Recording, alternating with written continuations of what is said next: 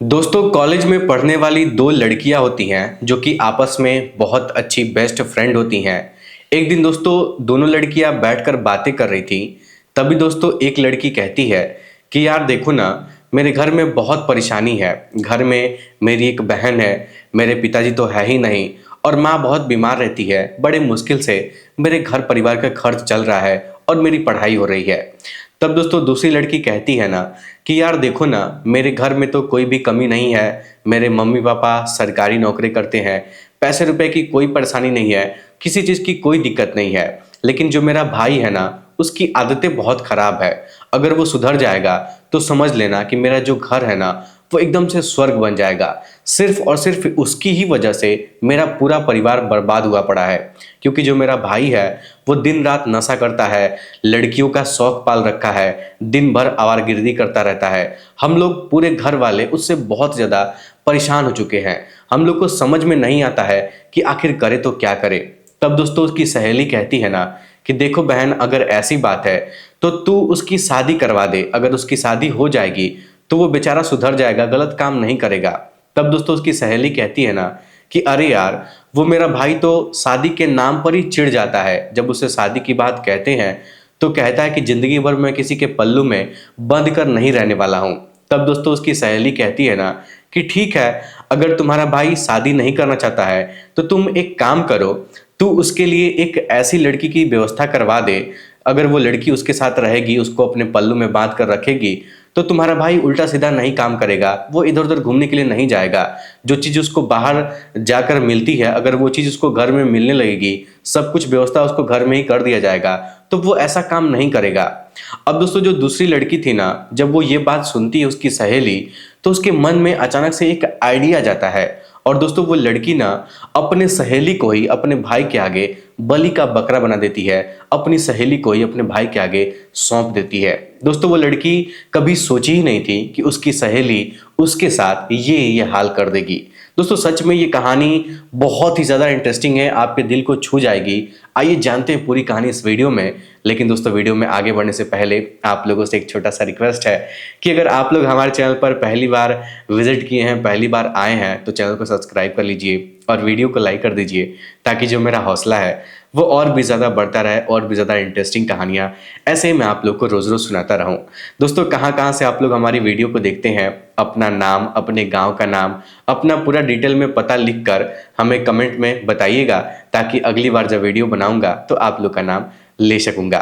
दोस्तों ये सच्ची घटना है उत्तर प्रदेश की राजधानी लखनऊ की। और लखनऊ में एक तहसील लगता है जिसका नाम है मलिहाबाद। और दोस्तों वहीं की ये घटना है।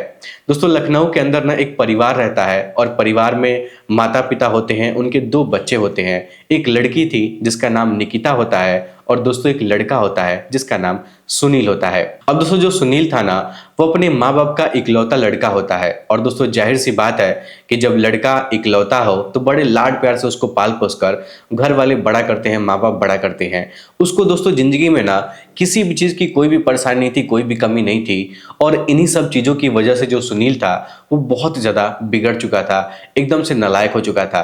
और दोस्तों बहुत कम उम्र में ही ना सुनील के घर वाले उसको इतना ज़्यादा पैसा देने लगे थे कि वो पूरे तरीके से एकदम से बिगड़ चुका था, एकदम आउट ऑफ कंट्रोल हो गया था घर वालों से। दोस्तों वो दिन रात इधर उधर घूमता रहता था, आवारगिरी करता रहता था, दारू शराब पीता था, लड़कियों को छेड़ता था, लड़कियों का भी शौक पालता था, कोठे पर जाता था, इस तरीके का काम करने लगा था।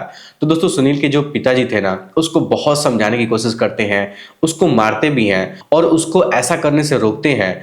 दोस्तों सुनील की जो माँ है ना, वो बीच में आ जाया करती थी और अक्सर वो कहने लगती थी कि आप मेरे बेटे को ऐसे क्यों मारते हैं, उसको आप क्यों परेशान करते हैं। अगर वो थोड़ा सा मौज मस्ती करता है, घूमता फिरता है, एंजॉय करता है, तो इसमें क्या गलत बात है। यही हम लोग का इकलौता बेटा है, अगर ये नहीं पैसा उड़ाएगा, ये नहीं घूमे फिरेगा, मौज मस्ती नहीं करेगा, तो कौन करेगा। अगर किसी दिन कुछ कर लेगा, कुछ अनहोनी उसके साथ हो जाएगी, तो आप जिंदगी भर अपना सर पकड़कर रोते रहिएगा। दोस्तों इस तरीके से ना सुनील की माँ उसको अपने सर पर चढ़ा रखी हुई थी।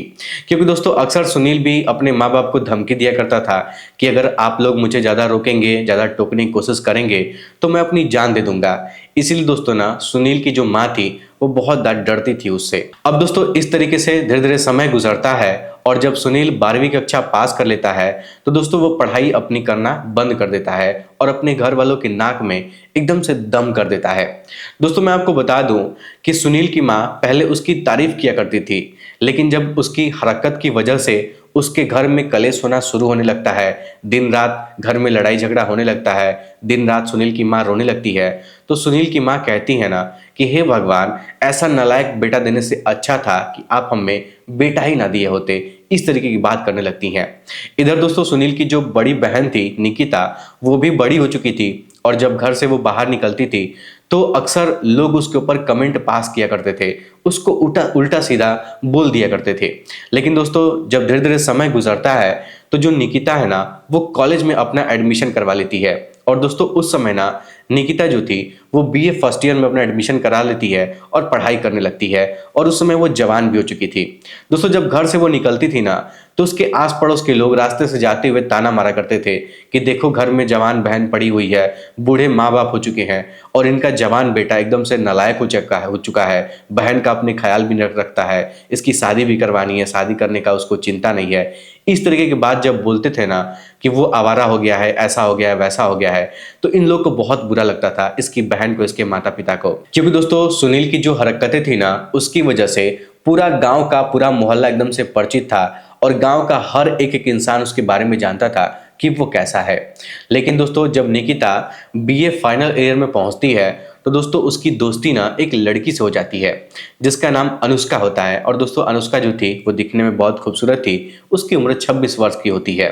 दोस्तों अनुष्का और निकिता के बीच में धीरे धीरे बात शुरू होती है, दोस्ती होती है और धीरे धीरे दोनों एक दूसरे के बहुत अच्छे बेस्ट फ्रेंड बन जाते हैं। दोस्तों दोनों एक दूसरे से अपने जीवन की सारी बातें शेयर करने लगते हैं।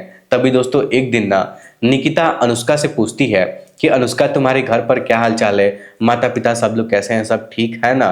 तब दोस्तों अनुष्का अपनी दोस्त से बताती है, कहती है कि क्या बताऊं यार, घर पर मेरी एक बहन है, तब तुम तो जानती हो कि मेरे पिताजी नहीं है, माँ अक्सर बीमार रहती है, बड़ी मुश्किल से हम लोग अपने घर का खर्चा चला रहे हैं और बड़ी मुश्किल से मैं अपनी पढ़ाई का खर्च निकाल पा रही हूँ।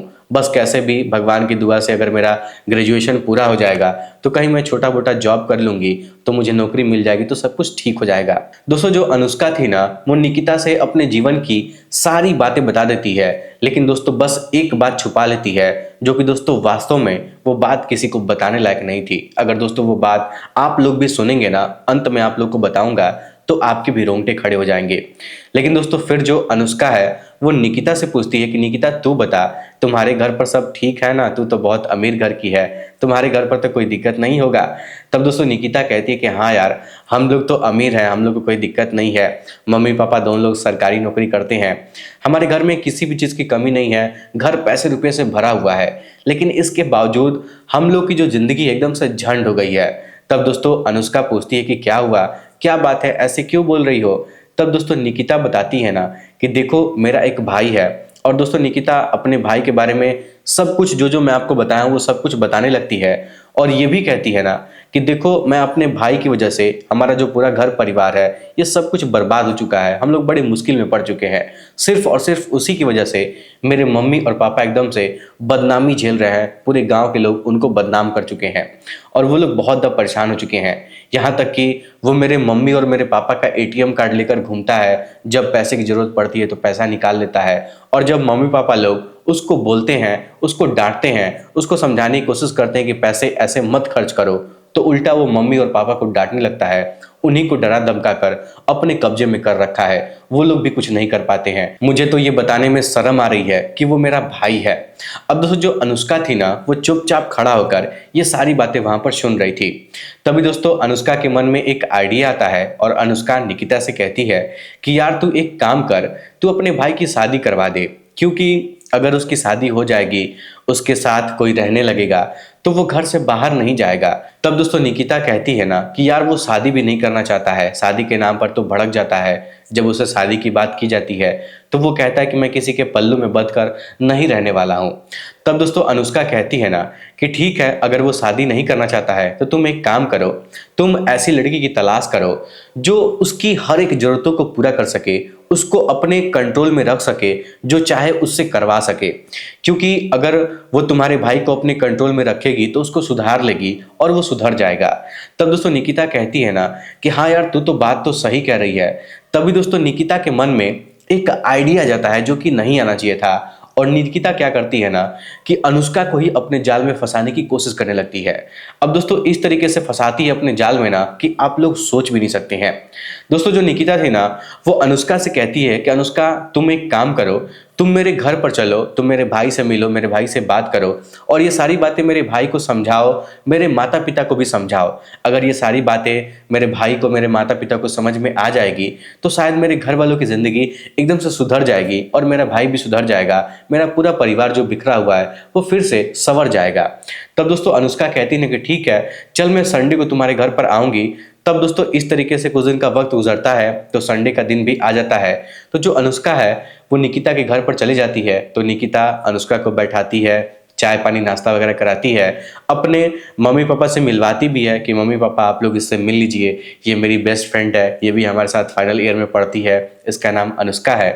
दोस्तों निकिता के माता पिता वहां पर बैठकर अनुष्का से बहुत सारी बातें करते हैं। अब दोस्तों इस तरीके से कुछ घंटे का वक्त गुजरता है तो निकिता अनुष्का को लेकर अपने भाई के कमरे में चली जाती है। और दोस्तों मैं आपको बता दूं ना कि जो निकिता का भाई था उसका नाम सुनील था, जिसकी उम्र 25 वर्ष के आसपास थी। दोस्तों निकिता जब अपने भाई के कमरे में जाती है तो वो कंबल उड़कर सोया हुआ था और निकिता क्या करती है कि उसके कंबल को हटाती है और कहती है कि भाई देख तुझसे कौन मिलने के लिए आया हुआ है। तब दोस्तों जो अनुष्का है ना वो मुस्कुराने लगती है, हंसने लगती है और कहने लगती है कि अरे यार तुम ये क्या कह रही हो, मैं थोड़ी तुम्हारे भाई से मिलने के लिए आई थी, वो तो तुम मुझे लेकर यहाँ पर आई हो। अब दोस्तों उस समय ना जो सुनील था वो कंबल ओढ़कर आराम से सोया हुआ था। तो निकिता उससे कहती है कि भाई तू रात भर इधर उधर घूमता है और सारा दिन सोता रहता है, जल्दी से उठ जा और देख तुझसे कौन मिलने के लिए आया है, कब से ये बेचारी वेट कर रही है। अब दोस्तों निकिता जो है ना अनुष्का को वहीं पर कमरे में बैठाती है और खुद क्या करती है कि कमरे से बाहर चली जाती है। दोस्तों वो सोचती है ना कि शायद अनुष्का मेरे भाई को अच्छे से समझा देगी या फिर उसके भाई को अनुष्का पसंद आ जाएगी तो ये दोनों लोग अपने में बातचीत कर लेंगे तो मेरा भाई सुधर जाएगा। यही सब सोचकर वो उसको अकेला छोड़कर चली जाती है। लेकिन दोस्तों जब सुनील कंबल से बाहर निकलता है, अपना चेहरा कंबल से बाहर निकलता है और जब अनुष्का सुनील का चेहरा अपनी आंखों से देखती है तो उससे कहती है कि तू मेरी जिंदगी बर्बाद करके यहाँ चैन की नींद कैसे सो सकता है, आज तक तू कहाँ छुपा हुआ था, मैं तुमको कितने सालों से ढूंढ रही थी। दोस्तों अनुष्का तुरंत सुनील के गिरेबान को पकड़ती है, उसकी खूब पिटाई करती है और जोर जोर से चिल्ला चिल्लाकर फूट फूट कर रोने लगती है। अब दोस्तों जब अनुष्का रोने लगती है ना तो निकिता और निकिता के माता पिता और ये जो निकिता थी ये भी बहुत ज़्यादा परेशान हो जाते हैं और ये लोग दौड़कर अपने भाई के कमरे में वो अपने माता पिता के साथ आती है देखने के लिए कि आखिर अनुष्का जो है वो अचानक से रोने क्यों लगी है। दोस्तों निकिता उससे पूछती है अनुष्का से कि क्या हुआ है। तब दोस्तों अनुष्का कहती है ना कि निकिता ये तेरा भाई है, मुझे तो पता ही नहीं था कि ये तेरा भाई है, इसने तो मेरी जिंदगी बर्बाद करके रखी है, मैं इसको कहाँ कहाँ नहीं ढूंढी थी, लेकिन देखो ये तुम्हारे घर में छुप कर बैठा हुआ है। तब दोस्तों निकिता कहती है ना कि अनुष्का तू मेरे भाई के बारे में ये सब क्या कह रही है, मेरी भाई तुम्हारी जिंदगी कैसे बर्बाद कर सकता है। तब दोस्तों अनुष्का उससे कहती है ना निकिता तुम नहीं जानती हो, तुम खुद अपने भाई से पूछ लो कि ये मुझे जानता है कि नहीं जानता है। तब दोस्तों वो अपने भाई से पूछती है कि भाई ये सब क्या चल रहा है यहाँ पर, तुम बताओ मेरी दोस्त को जानते हो कि नहीं जानते हो। तब दोस्तों सुनील कहता है कि नहीं मैं इसको नहीं जानता हूँ, ये कौन है, इसको यहाँ से लेकर जाओ। अब दोस्तों वहां पर निकिता के माता पिता भी आ जाते हैं और जब निकिता की माँ ये सारी बात सुनती है तो वो अनुष्का के ऊपर ही उल्टा आरोप लगाने लगती हैं। वो कहती हैं कि निकिता ये मेरे बेटे के ऊपर आरोप लगा रही है, ये झूठी है, इसको यहाँ से लेकर चली जाओ, ये मेरे बेटे को फंसाना चाहती है। अब दोस्तों जब ये सब बात अनुष्का वहां पर सुनती है ना तो उसको बहुत ज़्यादा गुस्सा आता है, वो बहुत ज़्यादा फूट फूट कर रोने लगती है। तभी दोस्तों अनुष्का उसके माता पिता से कहती है ना कि मैं अभी यहाँ पर पुलिस को फ़ोन करके यहाँ पर बुला रही हूँ, अभी सारी सच्चाई के बारे में पता चल जाएगा कि कौन झूठ बोल रहा है और कौन सही बोल रहा है।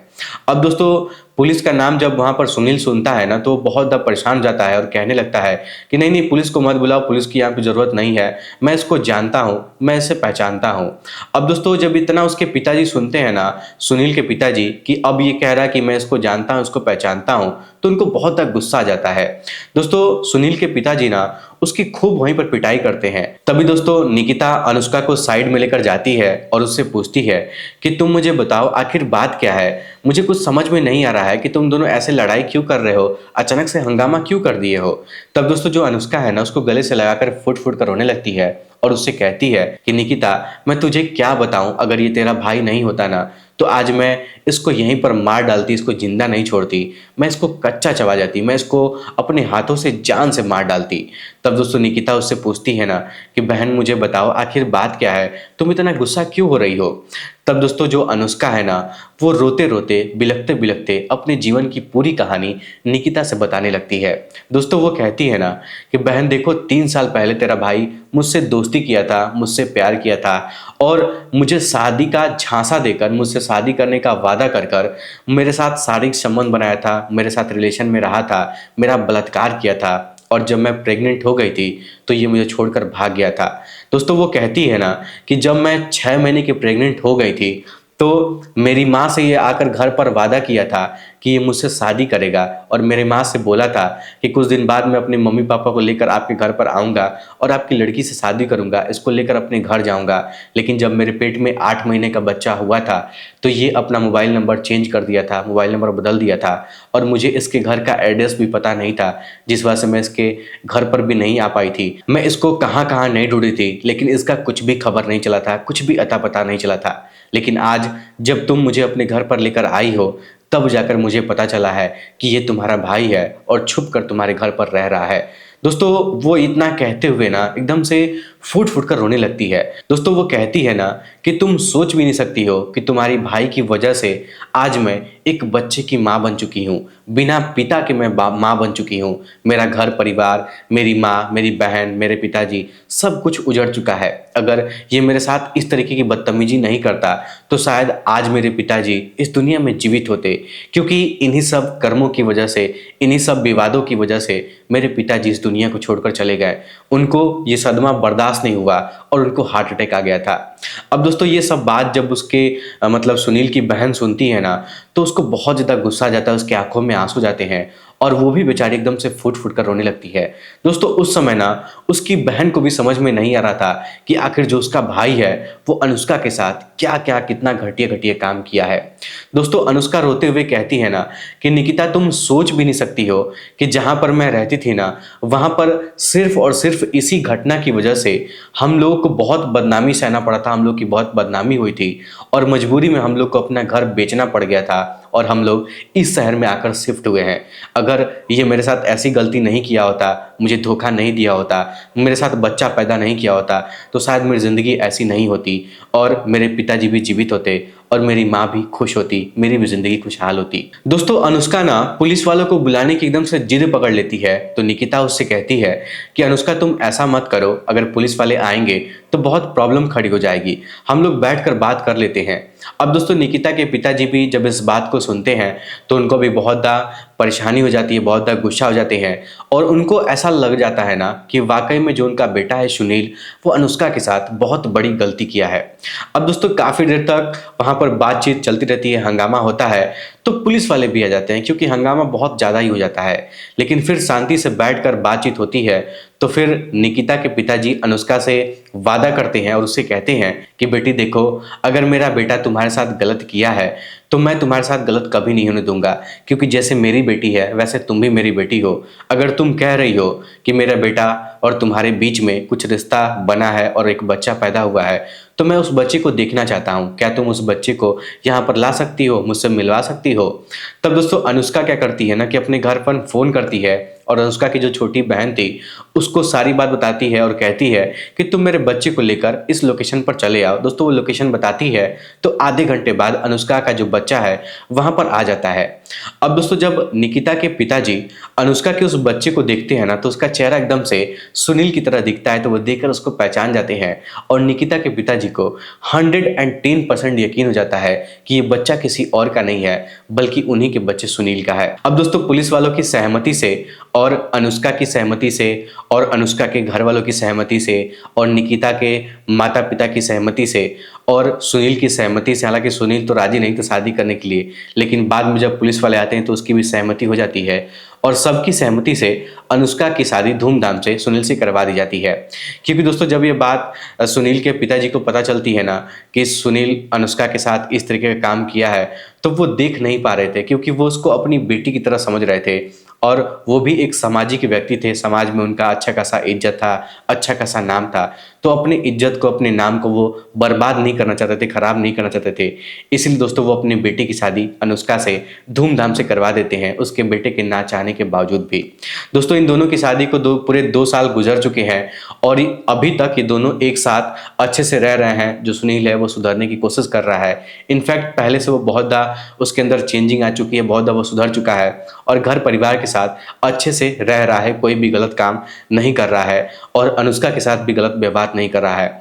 फिलहाल दोस्तों अभी भी ये दोनों लोग मेरठ में एक साथ रह रहे हैं। सुनील एक कंपनी में काम कर रहा है और हंसी खुशी अपने परिवार के साथ, अपनी बीवी बच्चों के साथ अपनी ज़िंदगी गुजार रहा है।